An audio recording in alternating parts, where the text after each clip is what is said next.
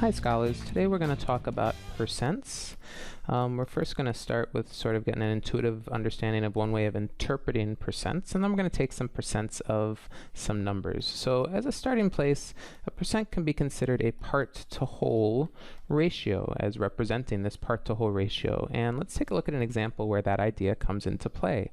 For example, the following is the result of a survey asking scholars which basketball player they prefer.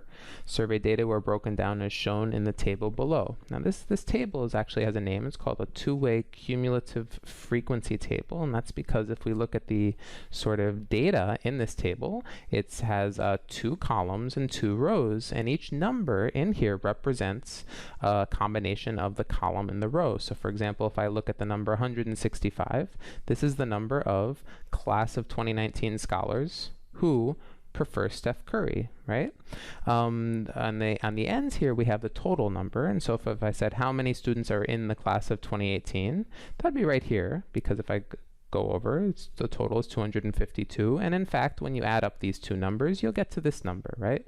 When you add up the numbers both in the rows and the columns, you get these totals. And if I said how many students are in both the class of 2018 2019 in New York and San Francisco, all over, right?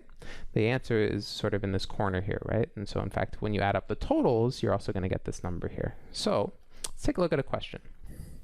So which is greater, the percent of class of 2018 scholars? Okay, so this right here is telling us what our whole is, right? We're talking only about 2018 scholars who prefer Steph Curry. This is telling us what our part is. So out of all these numbers, we're really just looking at the class of 2018 scholars. How many are in the whole class? That's 252. And what part of them like Steph Curry? There it is, right? 112. And we can actually calculate this, right? Bring up a calculator. We can go 112 divided by 252, and we're going to see that we get 0.444444. That's great. We can sort of round it, say 0.444, which we can convert to 44.4%. Okay, so we have calculated 44.4% of class of 2018 scholars, right? That's very important, prefer Steph Curry. Okay, let's do the same for 2019 scholars. Now, the class of 2019 scholars means that our whole is in this bottom row, right? And so if we want to think about the whole 2019 scholars who prefer LeBron James, that part is, well, it's going to be right here, right? This is the class of 2019 scholars who prefer LeBron James, okay? So here we have we can set up our fraction as well as 125 over 290. We can calculate that pretty easily. 125 divided by 290. We're going to end up with 0.431 blah blah blah blah blah. So we can write that as 0.431, which is approximately 43.1%. So if we want to answer our question, the answer, which is greater, is the first one. This one is greater, okay? And we might want to take a second now and look at the actual numbers. We were comparing these two numbers, 112 and 125. If we just looked at the numbers, you would say, of course, more 2019 scholars prefer LeBron James than do 2018 scholars prefer Steph Curry, right? Because 125 is larger than 112. However, compared to the total numbers, right, it turns out that actually it's the reverse. And that's sort of the value of calculating percentages, is you're able to compare parts to wholes. You're almost able to say that it's as if the whole was the same thing, the same whole number.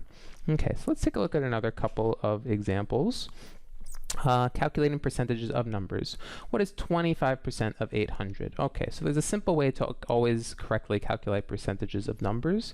If I asked what is 100% of 800, you would say it's 800, right? 100% of any number is itself, right? So what did I do to the number 800 to get it to 800? Nothing, right? I could say I multiplied it by 1. Okay, fine, that's what I did. I actually multiplied it by 1. It's 1 of that 800. Okay, so 100% of something corresponds to 1 of that thing. 25% of something is going to correspond to 0.2 0.25 of that thing. In the same way that I can move from 100 to 1 by taking this decimal place and moving it over 2 spaces, I'm going to do the same thing with the number 25. I take a decimal place, move it over 2 spaces, I get to 0.25. 0.25 of 800 is in fact 200. We can put it in the calculator, and this makes sense because 25% is a quarter of something. A quarter of $800 is $200, right? If you shared $800 with your 4 friends, each one would get $200. So this makes sense. This sort of procedure of changing a percentage to a decimal makes sense. So let's do the same with these other two problems. What is 1% of 800?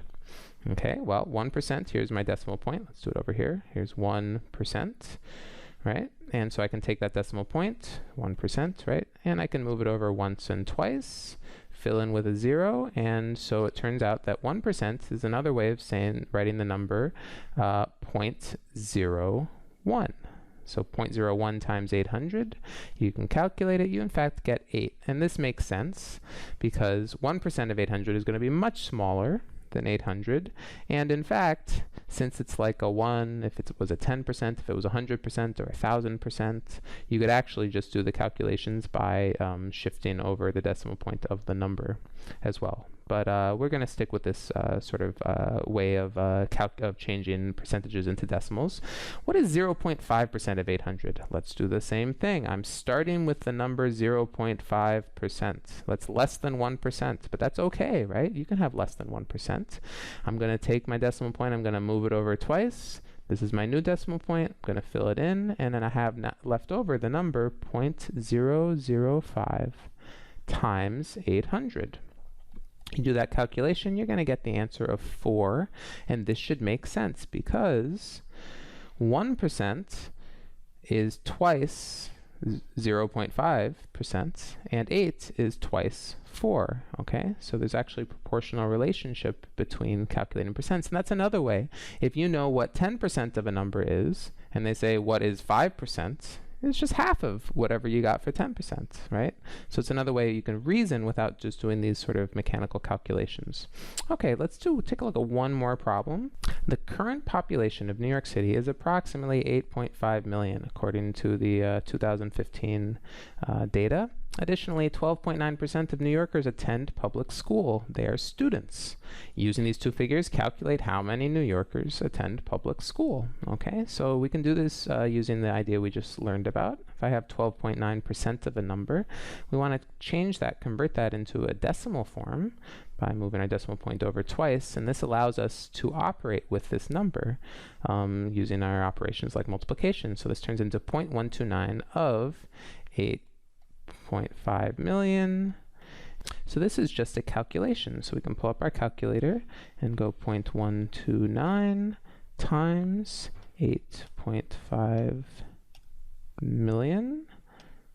So that'll be like that. We go enter and we have our number, and it turns out there's about 1,96,500 students. So 1,096,500 students in New York. Have a great week.